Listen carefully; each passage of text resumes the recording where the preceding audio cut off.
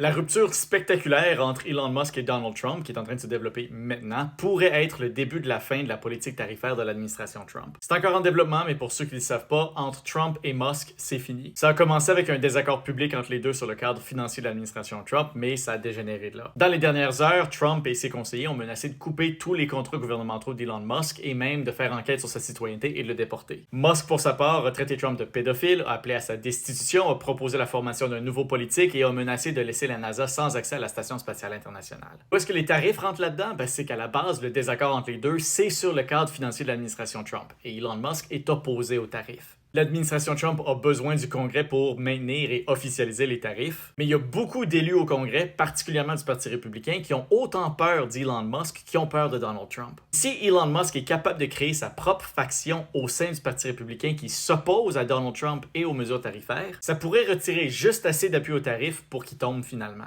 Déjà, il y a quelques alliés clés de Donald Trump au Congrès qui avaient voté en faveur de son cadre financier qui ont annoncé qu'ils allaient maintenant s'y opposer. C'est peut-être déjà assez pour couler le cadre financier de Donald Trump et mettre fin à sa capacité d'imposer des tarifs. Mais avant de vous réjouir de la situation et applaudir Elon Musk, rappelez-vous d'une chose. On a beau s'inquiéter de la direction adoptée par l'administration Trump dans les derniers mois, c'est le seul contre-pouvoir efficace à ça, c'est l'influence politique de l'homme le plus riche au monde, qui n'est pas élu et qui est redevable à personne, c'est pas mieux. La situation se développe encore, on va garder un œil là-dessus.